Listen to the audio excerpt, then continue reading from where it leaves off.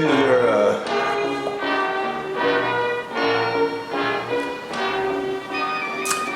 hey everybody. What I want to do today is just kind of a quick book review of this book here, The MAsk of Fu Manchu. It's kind of one of those 1930s dime store mysteries. These are kind of great books that if you're going on a long travel or a long train trip or you're going to the beach, this is the kind of book you can read in 4 or 6 hours. And I kind of actually enjoy these kinds of books. I find when I'm ever going through a period of intensive reading that I will turn to one of these books to kind of break up the monotony or the intensity of that reading. I will turn to one of these sort of books here. I'm a big fan of like Zane Grey westerns and Louis L'Amour, things like that. These kind of are similar to that. What you do need is kind of a sense of imagination. You need the kind of imagery, because I find in these books like you need that first 50 pages are going to establish whether you can kind of draw up the imagery that they're talking about. Here it talks a lot about this one's kind of based in the Middle East and Egypt in the beginning, and so you need some kind of reference in your mind. A lot of that was provided in the 30s through your films and things like that, and I would say it also gets a lot of a little bit of contention associated with those films. And maybe I'll talk a little bit about that, but first I want to talk about this. And this is Fu Manchu. He's sort of the quintessential I guess you would say Chinese villain.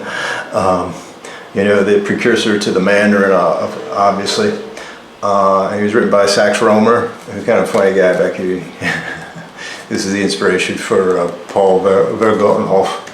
And I hope to do a little more with that as time goes on. The Orientalists, but it's actually a pretty good book. It's a fun read if you like detective mysteries. A lot of people might say there's a derogatory aspect to its portrayal of the character of Fu Manchu, and I couldn't disagree more with that. It's just not there.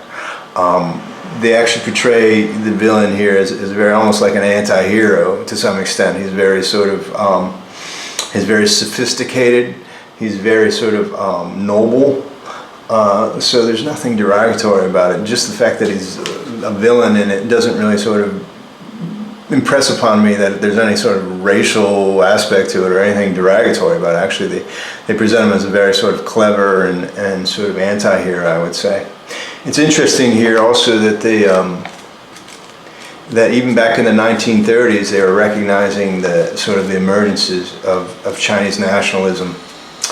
And there's a certain passage here, and they relate it to Fu Manchu. They say his mentality was incalculable. I believed him too great to waste an hour of his time in so few to purpose as vengeance. But in this I knew that I might be mistaken. He was a Chinaman, and I knew little of Chinese mentality. He was unscrupulous, valuing human life no more highly than the blades of a grass one treads upon. But in this he conformed his own peculiar code. No desire for personal aggrandizement inspired him.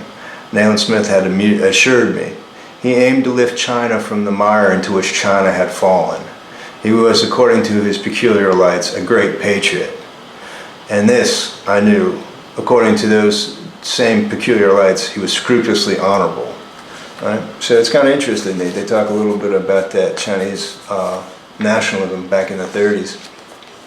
And Fu Manchu was a little bit representative of that, and in that they attribute kind of a nobility to his methods and his intentions. But it's an interesting book. A great aspect of these books is the language. If you're really looking to kind of learn how formal language can be developed into humor, express humor. If you read through the discussions between the inspectors and the English Scotland Yard officers and the protagonist here, Graybill, you'll hear that very formal language, but it's using to express humor and these very slights, these very using that formal language in more in wider aspects, in the way like Sherlock Holmes would use it, and a sophisticated humor, and you get a lot of that in these books here. I did want to mention about the films, how that became to be interpreted as this kind of appropriation. I know I did a series way back when called Brilliant Disguises. And, you know, it's always been my contention that those films, when they sort of, you know, put on, I guess you'd call it yellow face, it was always because the audience was not there for there was no Asian audience for these films, you know, so, and at that time, and as it's always been kind of a precedent of acting, was that your ability to portray somebody who's, you know, further from your real personality as you could was kind of an emblem of your ability to act, you know. If you could credibly portray a Chinese person as a Caucasian, you were actually considered a very good actor, you know. It was a credit to your skills. So that was always my contention about those films. And in the 1930s, there was really only a market in the sort of Caucasian audiences for these kinds of films. You have to actually give those films credit for actually bringing Asian culture into their narratives, you know, for the most part. I don't think those things were done like this book. I don't think it was really done in intents to sort of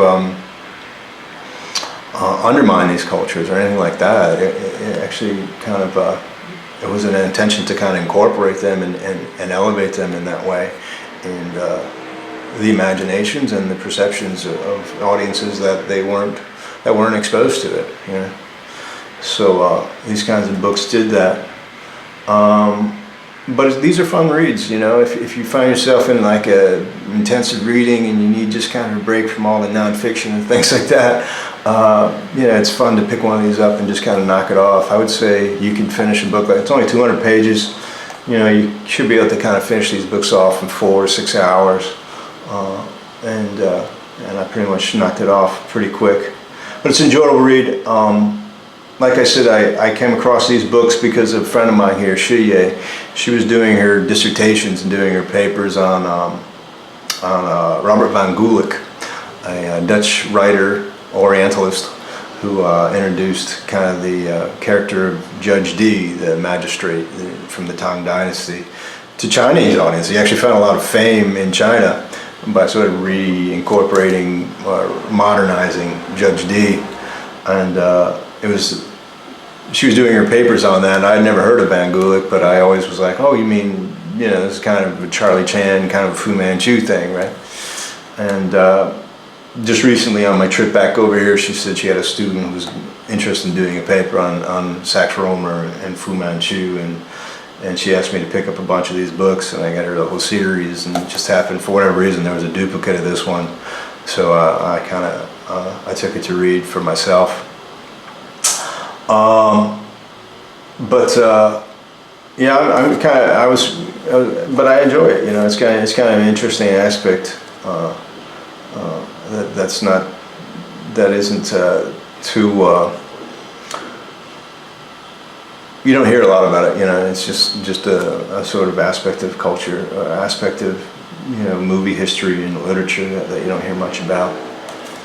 But anyway, this is the MAsk of Fu Manchu, Sax Rohmer. You know, he writes pretty good, quick dime store mystery, you know, and this is kind of interesting read. Thanks for watching. Talk to the lady.